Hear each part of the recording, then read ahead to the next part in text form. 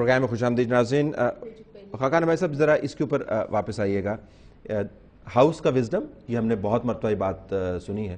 آج کل تو سپریم کورٹ کے اندر بھی یہی بات ہو رہی ہے جی کہ سپریم کورٹ کو امپلیمنٹیشن والا معاملہ ہے نا وہ ہاؤس کے پاس بھیجنے چاہیے کہ وہاں پہ زیادہ وزڈم موجود ہے. امریکہ کیئر کرتا ہے آپ کے وزڈم کے بارے میں؟ وہ کہتا ہے سارے آپ کے جو بڑے بڑے لوگ ہیں ان کے پیسے ہمارے پاس پڑے ہوئے ہیں, بزنس وہاں پہ کرتے ہیں, اولادیں ان کی وہاں پہ پڑتی ہیں, ہم نے یوں کرنا ہے, آپ کے ہم نے اکاؤنٹ فریز کر دینے, آپ کے پاس 2 سوٹ رہ جائیں گے, پھر آپ ٹریول کر کے دیکھیں. They have enormous influence over us. تو کس وزڈم کی بات کریں؟ تو میں نے یہی بات پہلے کی تھی کہ ہمیں ان اسپیسیفکس میں پڑھنے کے بجائے جو پارلیمنٹ ہے وہ ایک جنرل فریم ورک بنا دے اور پھر حکومت اس کے اندر رہ کر پالیسی بنائے. لیکن حکومت بناتی ہے, آپ مانتے نہیں نا ان کی پالیسی کو. اگر یہ اسپیسیفکس دے دیے اور کل حکومت امپلیمنٹ نہ کر سکی پھر کیا ہوگا؟ جس طرح پہلے پارلیمنٹ کے ریزولوشنز ہوئے ہیں جو امپلیمنٹ نہیں ہو سکے. اور بالکل اگر کوئی یہ کہے کہ امریکن انفلوئنس پاکستان میں نہیں ہے تو یہ اس کی بڑی خام خیالی ہے.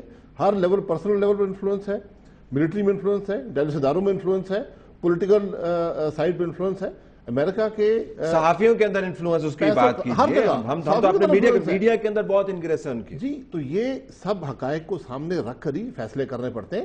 آج آپ کی اکانومی اگر کوئی یہ کہے, میں اس لیے کہتا ہوں کہ کیا ان کو ہماری اکنامک سچویشن پر بریفنگ دی گئی ان کو؟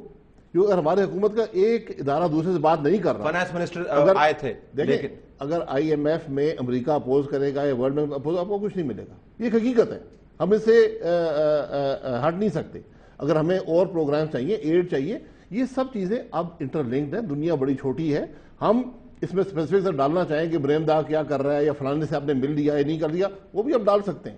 لیکن میں یہ کہوں گا کہ ایک جنرل پالیسی فریم ورک اگر پارلیمنٹ بنا دے, حکومت کو دے دے, حکومت کا مطلب انٹیلیجنس ادارے بھی, فوج بھی, وہ سب اس کے اندر رہ کر کام کریں, پھر بات آگے بنے گی. امریکن کتنا سیریسلی لیتے ہیں یہ وقت بتائے گا. لیکن میں یہ سمجھتا ہوں اگر آپ ایک آواز سے بولیں گے تو وہ آپ کو زیادہ سیریسلی لیں گے. اگر وش لسٹ نہ بنائیں, آپ ایک براڈ فریم ورک کر رہے تھے, وش لسٹ بنائیں گے وہ پوری نہیں ہوگی. آپ ایک اگر فیصلہ کر لیں کہ پاکستان ایک زبان سے بولے گا, فوج علیحدہ نہیں بات کرے گی, انٹیلیجنس ادارے علیحدہ نہیں بات کریں گے, پریزیڈنسی علیحدہ نہیں بات کرے گی, تو پھر آپ کا کام چلے گا. یہ جو گو ہیڈ.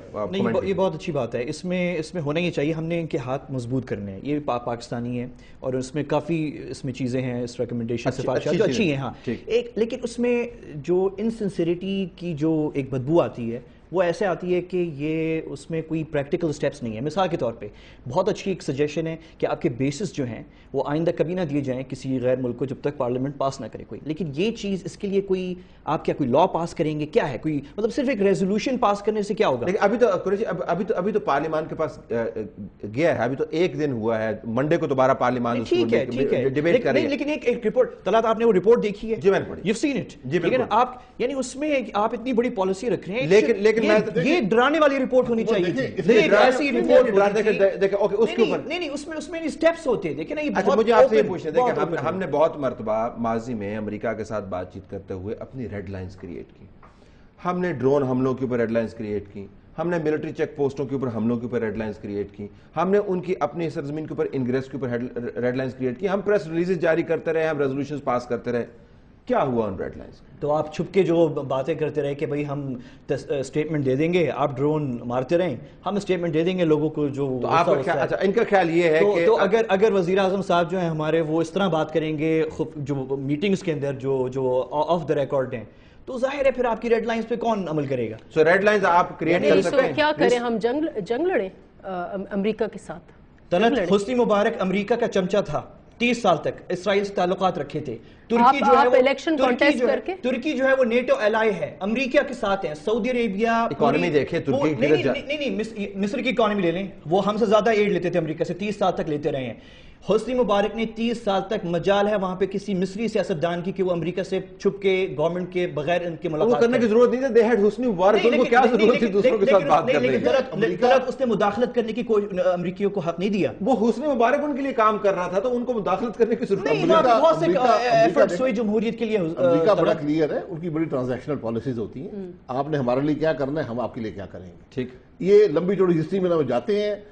آپ بھی اسی لیول پر ان سے آپریٹ کریں کہ ان کے کیا ایشوز ہیں, آپ کے کیا ایشوز ہیں, مڈل گراؤنڈ نکل آئے گا, اس میں آپریٹ کریں. اچھا, یہ طریقہ ہے. Let me take a break here. آپ کے پاس واپس آؤں گا کہ یہ جو جنرل کانسیپٹ ہے, تصور ہے امریکہ کے بارے کہ امریکہ پاکستان میں کرنا کیا چاہتا ہے.